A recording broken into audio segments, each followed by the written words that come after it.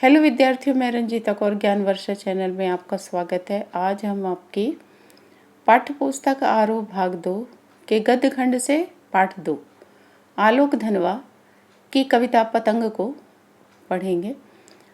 आइए इनके जीवन के विषय में आपको उनका जन्म और 2-3 रचनाएं याद करनी होगी।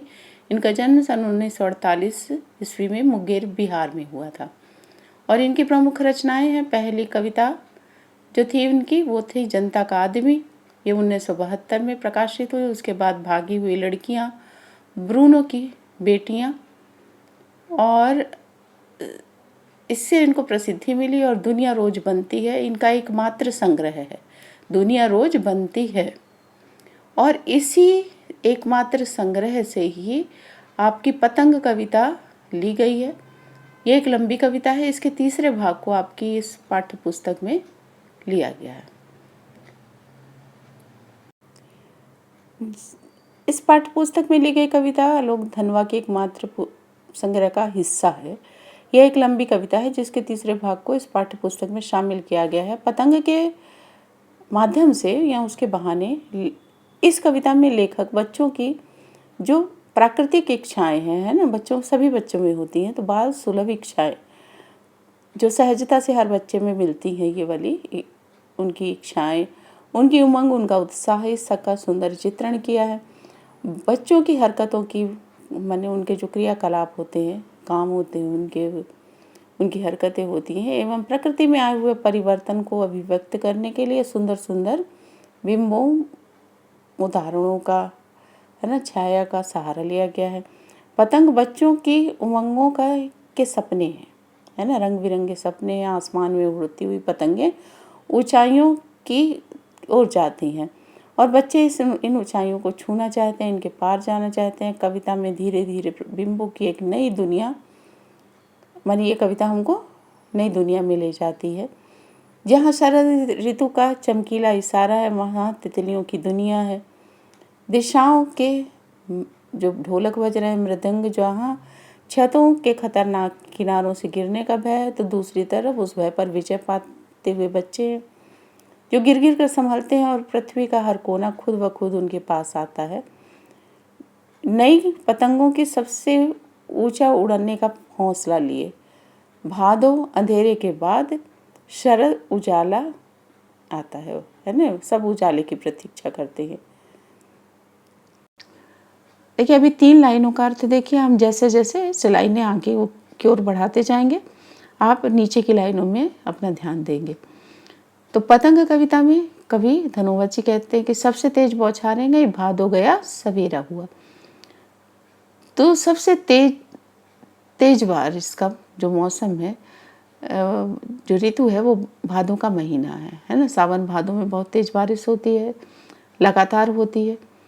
तो वो भादों का महीना भी बीत चुका है और उसके बीतने के साथ जो अंधेरी रातें थी, अंधेरी रातें क्यों है, बादलों से ढके रहता है आसमान, तो चंद्रमा भी दिखाई नहीं देता, तो वो अंधकार की रातें भी बीत गई हैं और नया शरद जो है वो नया सवेरा लेकर आया है। वो इस सवेरे से उजाला धरती पर फैला रहा है। अब यहाँ पर शरद का मानवीकरण, एक बालक के रूप में उसको दर्शाया गया है। तो ये सवेरा कैसा है, खरगोश की आंखों जैसा लाल है, क्योंकि सूरज जो ठंडे का या शरद ऋतु का सूरज होता है वो लाल रंग का होता है और उसकी किरणें जब प्रकृति पर लाल लाल किरणें पड़ती हैं तो लाल छटा बिखेरती हैं। तो उसी सूरज को कहा गया है कि खरगोश की आंखों के समान लाल सवेरा है। शरद आया पुलों को पार करते हुए, और जो वर्षा के कारण पुल लबालब भर गए थे पानी से, उसके पुलों पर अपनी नई और चमकीली साइकिल चलाते हुए, है ना, नई उजली धूप बिखेरते हुए शरद चला आ रहा है। घंटी बजाते हुए, जोर जोर से चमकीले इशारों से बुलाते हुए, वो घंटी बजाना माने शोरगुल होने लगा है गलियों में। बच्चों का पहले बरसात में पानी बरस रहा है तो नहीं खेलते बच्चे, लेकिन जैसे ही शरद ऋतु आती है, लोग धूप में निकलते हैं, आवाज़ें गलियों में शोरगुल होने लगता है, तो इसी शोरगुल को ही घंटी बजाना कहा गया है।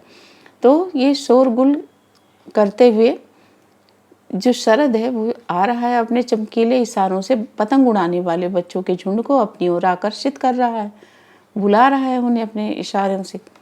क्योंकि इस शरद ने आकाश को साफ सुथरा नीला मुलायम बना दिया है, ताकि जो पतंग है, इन बच्चों की जो उमंग है, उत्साह है, वो पतंग के रूप में आसमान तक उड़ सके, है ना। वो पतंग उड़ सके जो बच्चे उड़ाते हैं, है ना।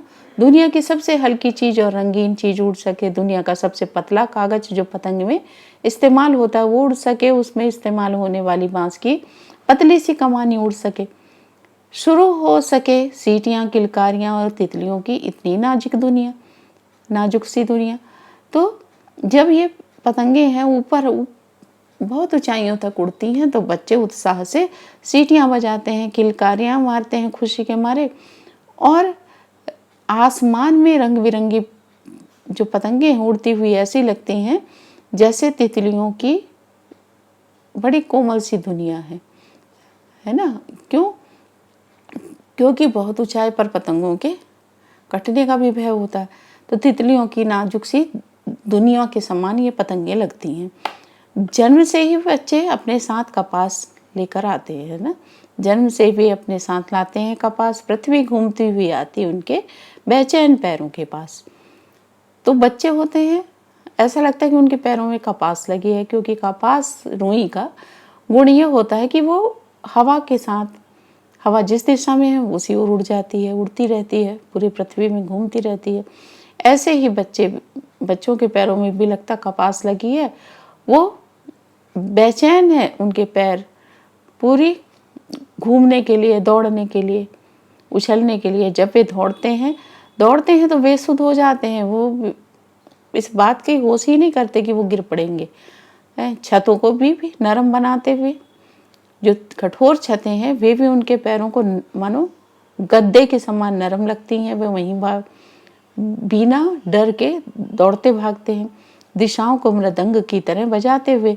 अब जब छतों पर बच्चे दौड़ते हैं तो उनके पदचाप माने पैर की आहट से ऐसा लगता है कि जैसे चारों दिशाओं में ढोलक बज रहे हैं। मृदंग माने लंबे ढोलक बज रहे हैं। जब भी वे पेंक भरते हुए चले आते हैं, डाल की तरह लचीले बेग से अक्सर, और वे जब उछलते कूदते हैं मुड़ेरों पर, छतों पर, है ना, कूदते हैं, तो ऐसा लगता है कि डाल जो पेड़ की डालों पर ऐसा लगता है कि उतने ही लचीले हैं, उतने ही फ्लेक्सिबल हैं जिस प्रकार डाल हिलती हैं पेड़ों की। तो बच्चे भी उसी प्रकार छतों में उछलते कूदते फांदते रहते हैं। छतों के खतरनाक किनारों तक उस समय गिरने से बचाता है उन्हें।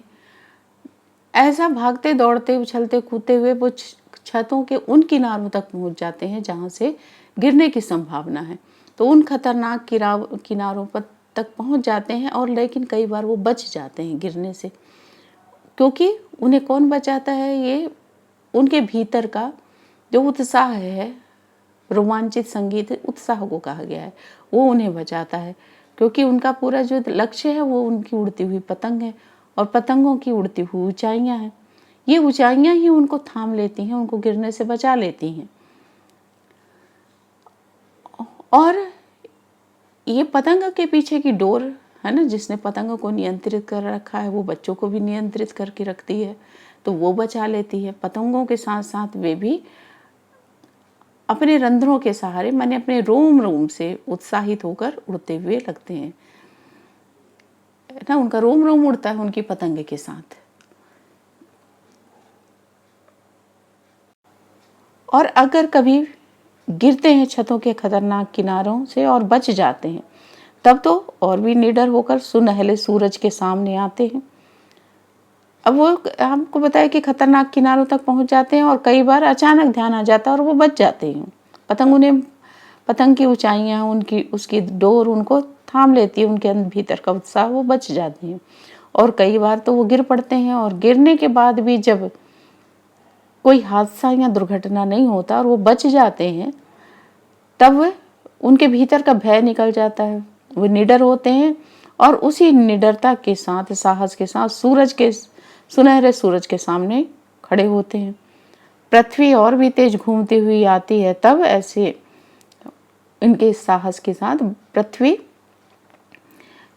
घूमती हुई उनके पैरों तक, बेचैन पैरों के पास आती है, माने सब कुछ उन्हें देना चाहती है।